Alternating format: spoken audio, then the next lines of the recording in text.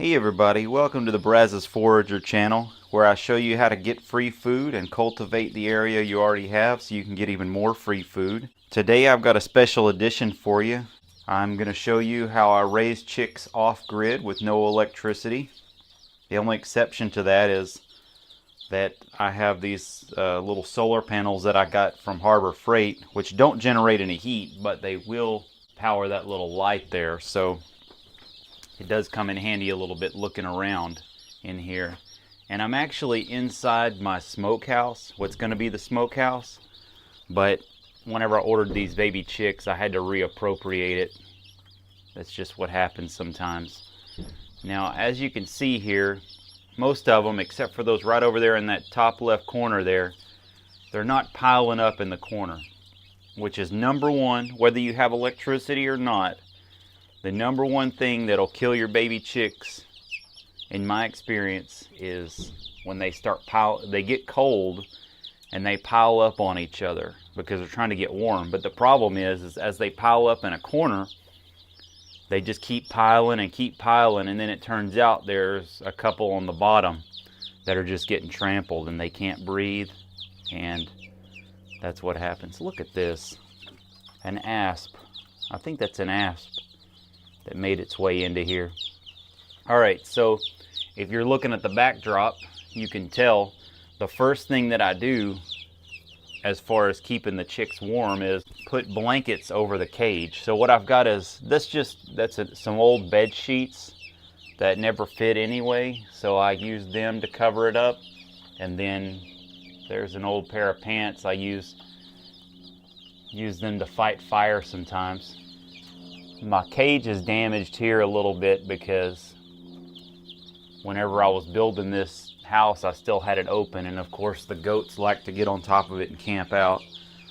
But I sealed it up with some old screening. So the idea is to make the cage where nothing, snakes and stuff can't crawl in, no rats can get in, because a rat will eat your baby chicks. This is your best thing that you can do to keep the chicks warm, is not the blankets. The blankets help, but the tarp that covers all sides and goes onto the ground a little bit. The cage itself is 4 feet by 4 feet, and the tarp is like a 10 foot by 20 tarp I bought at Walmart. Now the key to that is because the tarp is plastic and it won't let any air out or in. So when the wind blows and it gets up under the floorboards of this barn or something, or whenever the temperature drops, whatever you seal up in here at night in this cage, heat-wise, is not getting out. And with day-old chicks, you don't want to have them get too cold. That's the big deal. And if you keep the tarp and everything covering it up and keep it warm, their body temperature in a small enough space like this is, I don't know if I mentioned this before, but there's 104 of them in here. Right now they're 4 days old, and I haven't lost one yet. Now I've got experience doing this. I've done this quite a bit, where I've ordered baby chicks through the mail and got them. And the last batch of 100 chicks that I ordered, I had, by the time they came out of this brooder, I raised them in this same brooder. When they came out, I had 92 left out of 99 because they sent me 100 and then one died on the way. Whenever I put them in, I had 99 and 92 of them survived. And that was about, I think around 4 weeks in the brooder. And I did the same system with them. Now, so far I've been successful in not killing any of these, but it's just little stuff that'll get them. You don't want them to get wet, you don't want wind blowing on them. And this is the hottest part of the day. I'm filming this at it's about 2:30, something like that today. So that's the only reason I've got this top off. What I do is I normally check on them. Oh, by the way, we're in October. It's almost Halloween. and it froze last night. Last night was our first frost. So what I do in cold weather is I only check on these twice a day. I come in the morning, put feed in these little feeders, check their water, put water in this water bucket for them that I put in the center of the cage. And then at morning and at night, which I've got all my bottles out except for this one right now, but I have 8 other bottles that are smaller than this. I just use quart mason jars with lids on them. And since I don't have any electricity, I heat up water and I put hot water in these bottles and set it in here. And what that does is it's almost like just like it would be with a mother. With a real mother chick, or with a real mother hen, the chicks will go out and do whatever. They'll go out and forage, and then they'll come back and get up under the hen's wing and warm back up. And then they'll go out and forage, and then they'll come back and warm back up. So what these hot water bottles will do is the chicks can come up and get next to them and warm up, and then they can go over here and eat. Or they can, they can move around and all that and stay warm.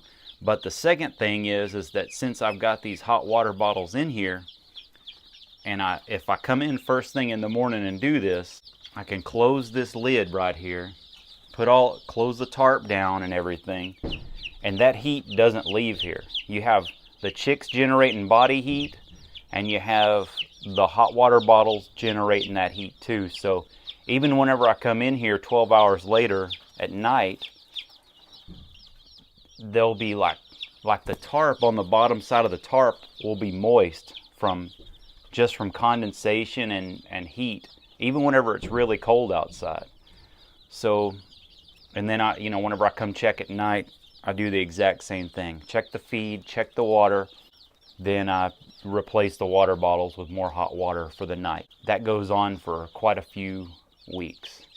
And what I'll do with the hot water bottles is, see, this is a 4x4 cage, and if I was to instruct you guys on building one, I made this cage 24 inches high. I really would only make it probably 21 inches high. The shorter you can make your chick brooder, the more heat you can maintain in here. So just for off-grid, if you were going to build one of these, 4x4 will hold 100 chicks really well, but you should build it a little shorter than what I built mine. The other thing you can do is, whenever these chicks start to grow up, they're going to start to pack this thing out. So with the water bottles, what I do is just gradually start taking them out, because these chicks are going to feather, and as they get their feathers, they're going to be warm. They'll be plenty warm.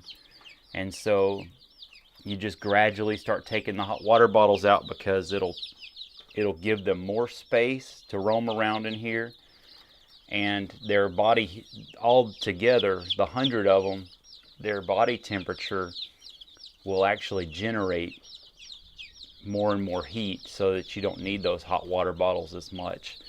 And you're just going to you'd have to be the judge of that, because I don't know if you would get 100 chicks or how many chicks you would get. There's not a math equation that I have for you where a certain number of chicks, a certain size, will generate a certain amount of body heat.